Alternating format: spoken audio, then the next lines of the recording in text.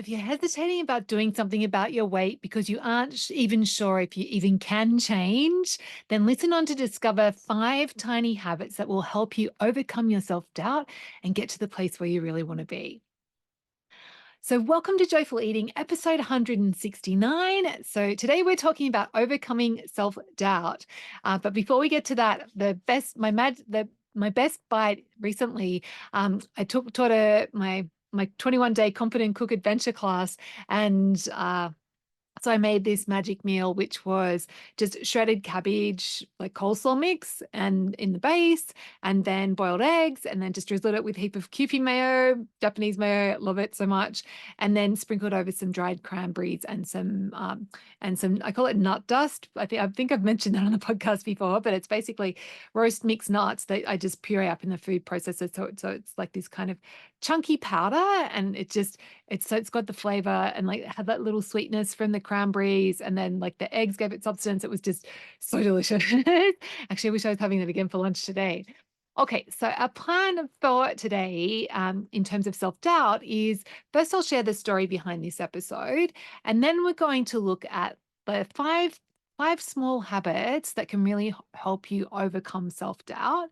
And then I'll set you up for success by giving you like one baby step that you can focus on first to help you on this journey. Um, so basically, the story behind this episode is actually was like self doubt is something that I have struggled with so much in so many aspects of my life, and it's something that I still am always working working on, but it's also something that I really come across with my clients. And I was actually coaching someone recently, and she was saying, because she just joined the Naturally Healthy Club. She's wanting to do some work around changing her relationship with food and her body and losing some weight and feeling good about that. And she was like, yeah, like she's delving into it. And she's like, yeah, like this all makes sense. Like it sounds really like a great process. Like it sounds really good. I believe that this could work. But then she's like on one hand, but then she's but on the other hand, like I'm really struggling to believe that it could work for me. She's like, because I have my belief in myself is so low, and my trust with myself is so low because of my history of how I've you interacted with food in the past. So it's like really hard. It's really hard for her to even like imagine that it could be possible to change. And so I was like, brilliant. And so I coached her, and I was like, as I was doing it, I was like, wow, this is such an important thing. And it's such a big hurdle that so many of us struggle with. And I was like, oh, cool. A nice podcast episode coming right up. So yeah, that's why I decided to do this episode. So now let's look at like about like the 5 habits that can really help you overcome self-doubt. And these 5 habits, you don't need all 5 in order to like, you don't need to tick off all 5 boxes in order to overcome self-doubt. Like you could use one or two of these could have a huge impact on your self-doubt. But I just thought I would offer you 5 because these are things that I've found helpful in my work with myself and also when I've been coaching people.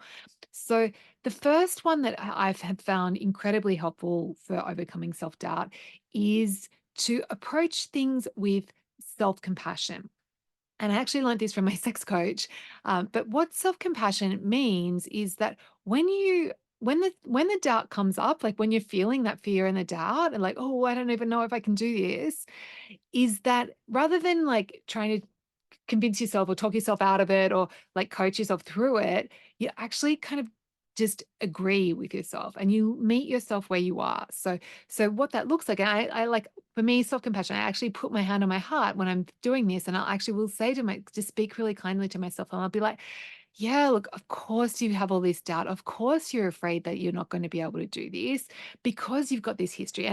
And just in doing that, just speaking to myself and also like not making myself wrong for having the doubt, like not giving myself a hard time for having the doubt. It just calms everything down, and it just makes it so much normalizes it, and it makes it okay that I have the doubt. And so then of course that removes so much of the fear and doubt, because then I'm like, oh, okay, yeah, of course I'm having this doubt and this this fear is coming up, and that's okay. Like, and so then it's like, it's not this big problem. It's like, oh yeah, okay, of course. Like, so that's the first habit is just getting into the habit of whenever, and I do this like for when I'm feeling self-doubt, but when I'm feeling any negative emotion, or even sometimes when I'm feeling positive, of course you're feeling great, Jules.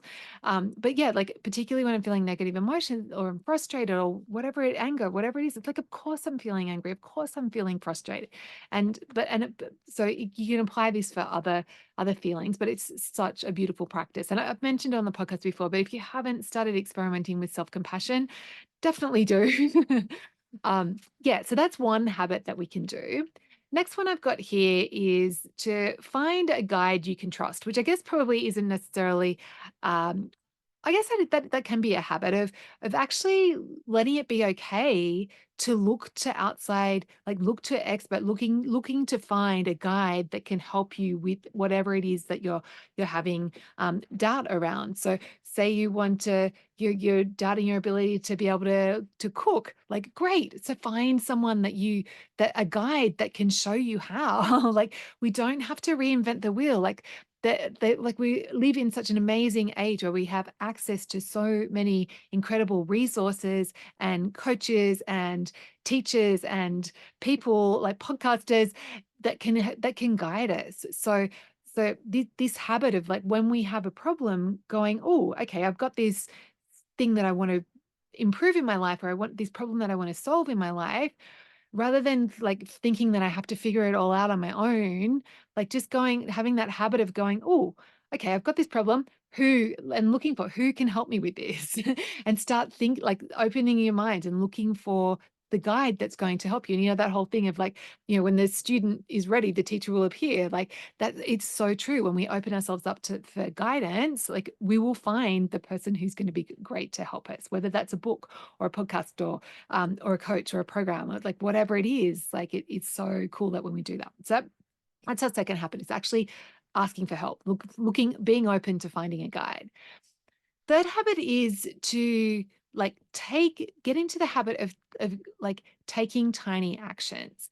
And so what I mean by that is, rather than thinking, oh, I have to like change everything and do this big whole like revolutionize and make it really big and this mountain that we have to climb, actually looking for just one baby step, like one tiny action that you can take to move you in the direction. So rather than like trying to get all the fear to go and the doubt to go away, just going, okay, I can have this doubt and fear here with me. How about I just do an experiment where I try this one thing, like, and start taking action, tiny action with the doubt, like, while you are feeling the doubt and the fear. And I think the key part of this is for it to be the action. You can take any action, of course, but I think when we when we just make it, okay, I'm just going to do this little thing, even though I'm feeling the doubt, I'm just going to try this little thing, that just, it takes a bit of the pressure off and makes it easier to get started, because it doesn't seem so overwhelming if we're just going to do one little thing, experiment with one little thing first. So taking that tiny action is a really helpful habit of like, okay, I'm feeling blocked about something. I'm feeling a lot of doubt about this, but I can just try this one little thing. And then that just helps to get some movement happening. And often when we get that momentum going, like that builds on itself. So, but it's taking that first tiny action, that first tiny step, that's the hard part. So if we can just get ourselves to do that, then that's really helpful. Then the fourth habit I have here is to get into the habit, and this is so helpful for all areas of life, of looking for evidence where you can, like looking for the evidence that you can trust yourself, looking for the evidence that you can do it. Because I know brains have this negativity bias. So we're always looking for how we can't do it and how we've failed, and all the story about how we should be doubting ourselves because we're so incompetent. So our brains have that negativity bias. So what we want to do instead is get into the habit of looking for the positives. So get into the habit of noticing any progress. So it's like, oh, no matter how small, like, yeah, so when we're looking at, we'll use like eating, for example, like maybe you've got a bad habit of like just, you know, randomly overeating chocolate, say. So rather than being like, okay, I need to be like never eating chocolate, like looking for the progress, looking at, oh, actually, so normally I have like have it like 3 or 4 times a day, but actually today I only had it once. And like noticing that, and or maybe it's like, no, I only have 3 or 4 times, but today I only had it twice. And just noticing, oh, actually, even though I'm still having chocolate, I'm still having more than I want it to be, like it is getting less than it was. And so when you notice that progress, the reason for this habit is that when we look for that evidence, we find the evidence that we are making progress.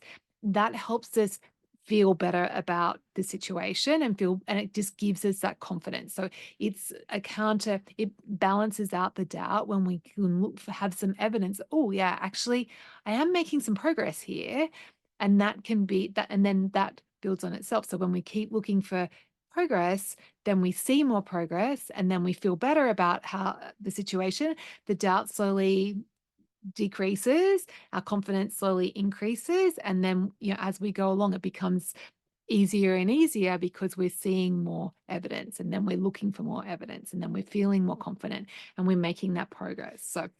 So looking for evidence, and that starts by just making that building that habit of looking for evidence of like, okay, if I'm feeling doubt about this, where like pausing and going, hang on, where am I making progress? What can I do here?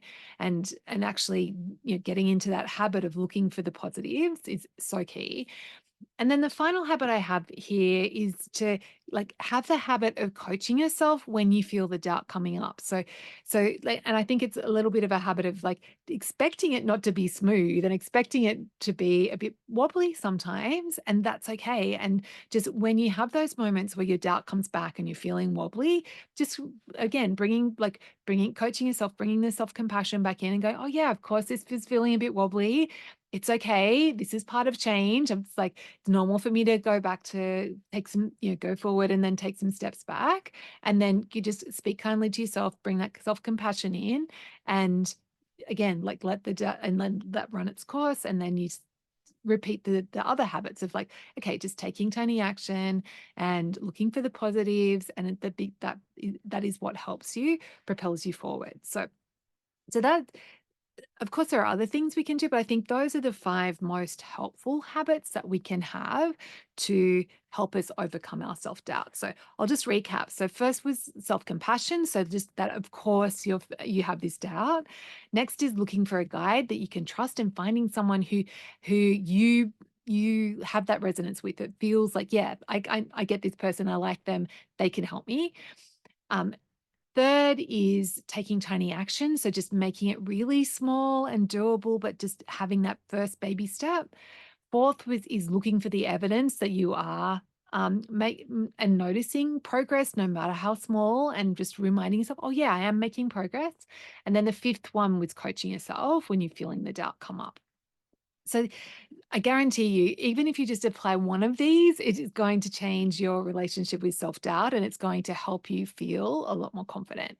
So my invitation to you is like, in terms of next steps, is to just really start with the self-compassion. So just whenever you notice that fear and doubt is coming up, just hand on your heart. You don't have to put your hand on your heart if you don't want to, but like if you do feel good about doing that, do, and just speak kindly to yourself. Yeah, of course, like I'm feeling this, and I guarantee that will radically change your and open you up to the other habits as well. Yeah, so I hope you found this helpful. Just know that I feel for you. I know we all have self-doubt in different areas and it comes up, but it's so worth doing this work because it feels so good when you can look back and go, oh wow, wasn't even sure that I could do this, and look at me now, I'm doing it. Like it's such a good feeling.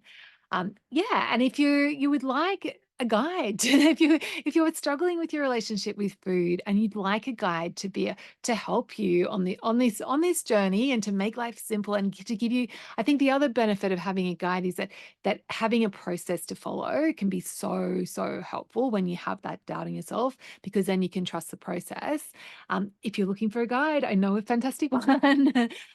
Yeah, so I have a group called the Naturally Healthy Club, and it's a small group program where it's all around helping people change their relationship with food and their body so that they eat well, lose weight, and get to this magical place where they enjoy food and they feel really good in their clothes. So if any of that's sounding good for you, then I invite you to get on the wait list because the last group sold out. So just go to thestonesoup.com or check out the link in the show notes and click on the Naturally Healthy Club tab. And yeah, I would love to welcome you in next time we're open for opening up with new members.